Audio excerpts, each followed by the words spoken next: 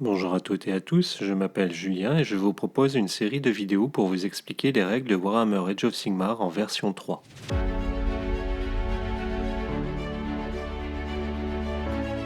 Cette première vidéo est destinée à des personnes qui n'ont jamais joué. Je ferai volontairement la pince sur certaines règles de jeu pour que vous puissiez démarrer rapidement une première partie et que vous puissiez prendre du plaisir avec une poignée de figurines. Lorsque vous serez plus expérimenté ou pour les vétérans du jeu, les vidéos suivantes permettront d'approfondir les règles de base de chaque phase de jeu. Pour cette première partie, nous jouerons deux groupes de figurines sans champion ni héros. Ces figurines sont disponibles dans les boîtes de lancement, mais vous pouvez également prendre n'importe quelle boîte qui vous fait envie. Dans Age of Sigmar, les figurines sont regroupées et jouées en unités, qui peuvent inclure de 3 à plusieurs dizaines de figurines. Ici, nous jouerons avec la boîte de lancement d'Age of Sigmar version 3. Un camp disposera de 10 Orruk, l'autre de 5 Stormcast.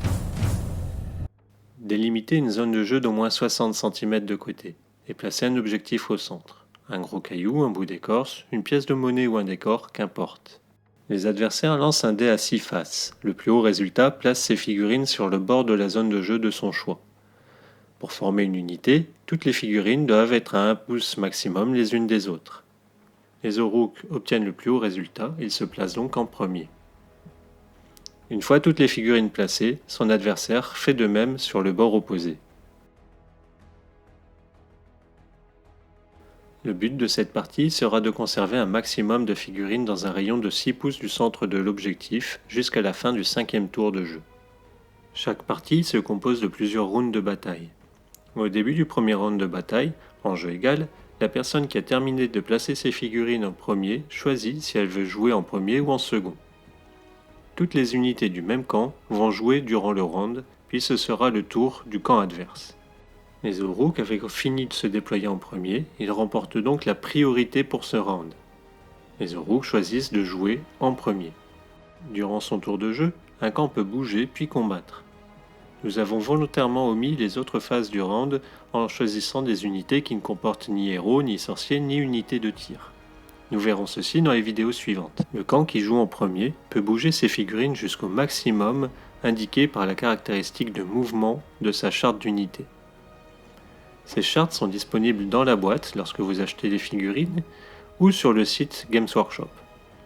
Les Orruk bougent de 5 pouces. Pour se placer rapidement sur l'objectif, on déclare une course pour cette unité. On lance un D6 qui donne 5.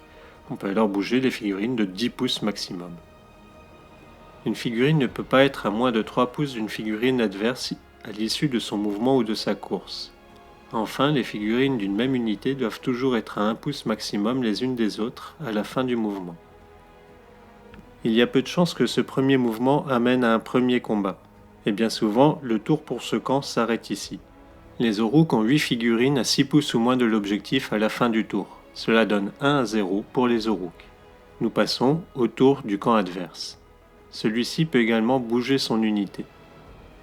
Les Stormcast ont un mouvement de 5 pouces également. Ce mouvement est suffisant pour tenter une charge contre l'adversaire. En effet, si l'unité en question se retrouve à 12 pouces ou moins et n'a pas couru durant son mouvement, il est possible de déclarer une charge. La charge permet d'amener les figurines au combat rapproché. Pour réaliser une charge, on désigne l'unité qui va charger, puis on lance 2 dés à 6 faces et on additionne les résultats. Ce total est le mouvement supplémentaire que chaque figurine pourra effectuer. Cette charge doit impérativement amener au moins une figurine de l'unité à un demi-pouce ou moins d'une figurine adverse, faute de quoi la charge est ratée et toute l'unité reste sur place. Nous faisons 5 plus 1, soit une charge de 6 pouces. Les Stormcast peuvent arriver à un demi-pouce des figurines adverses. On réalise le mouvement de charge toujours en respectant la cohésion d'unité. L'unité de Stormcast charge et le combat rapproché débute. Chaque figurine qui vient de charger a le droit à un mouvement supplémentaire, dit d'engagement, de 3 pouces, qui permet de mettre un maximum de guerriers au plus proche de la mêlée. Chaque arme dispose d'une portée sur la charte d'unité. Toutes les figurines à une plus grande distance que cette portée ne pourront pas participer à la mêlée. Lors d'un combat, les deux camps dont les figurines sont engagées dans la mêlée vont jouer, en commençant par le camp dont c'est le tour, ici les figurines qui viennent de charger. À portée des armes de mêlée et de 2 pouces, les 5 Stormcast vont participer au combat. Pour chaque figurine à portée, on prend ensuite autant de dés à 6 faces que la caractéristique attaque de l'arme. Ici, chaque figurine dispose de 2 attaques, on prend donc 10 dés. La dextérité des combattants est représentée par la caractéristique toucher. On jette les 10 dés et on retient les résultats supérieurs ou égaux à 3, ce qui nous donne 6 touches dans cet exemple. On relance les dés ayant réalisé des touches pour tenter de les transformer en blessures. On retient tous les résultats supérieurs ou égaux à 3, ce qui nous donne 3 blessures. Chaque dé ayant infligé une blessure peut être annulé selon la caractéristique sauvegarde de l'unité adverse. Ici, les Orruk sauvegardent sur un 5 ou un 6. Cependant, certaines armes disposent d'un modificateur de sauvegarde, une perforation qui soustrait des points au jet de dés de l'adversaire. Dans notre exemple, les Stormcast disposent d'une perf de -1 appliquée contre la sauvegarde de 5+, cela signifie que les Orruk ne pourront annuler les blessures que sur un résultat de 6 à leur jet de sauvegarde. Ils ont subi 3 blessures et jettent donc 3 dés à 6 faces. Un seul dé donne un résultat égal à 6, 2 sauvegardes sont ratées. Chaque arme dispose d'une caractéristique dégâts. Pour toute blessure non sauvegardée, l'unité adverse subit autant de dégâts. Les figurines adverses peuvent subir autant de dégâts que leur caractéristique blessure. Les Orruk ont une caractéristique de blessure de 2. Les 2 dégâts éliminent donc un Orruk. Lorsqu'une unité a terminé son attaque, son adversaire fait de même et on rejoue la phase de combat, cette fois-ci en inversant les rôles. Les Orruk peuvent donc répliquer. Leurs armes ont une portée de 2 pouces, ce qui permet à 9 figurines restant en jeu de combattre. Chaque figurine dispose de 2 attaques, on lance donc 18 dés. Les Orruk touchent sur 4 ou plus. On obtient 9 touches. Les Orruk blessent sur 4 ou plus, on relance les 9 dés ayant touché et on obtient 4 blessures, sans modificateur de sauvegarde. Les Stormcast sauvegardent ces blessures sur 3 ou plus. 2 blessures ne sont pas sauvegardées, un Stormcast est éliminé. La phase de combat est terminée. Nous en resterons là pour cette première expérience, bien que nous devrions tester le moral des troupes à l'issue de cet engagement. Les Stormcast ont terminé leur tour de jeu. Nous procédons au décompte de leurs points de victoire. La condition de victoire est d'avoir davantage de figurines à 6 pouces ou moins de l'objectif que l'adversaire, ce qui n'est pas le cas et les Stormcast ne gagnent pas de points de victoire. Nous sommes prêts pour un nouveau round de bataille.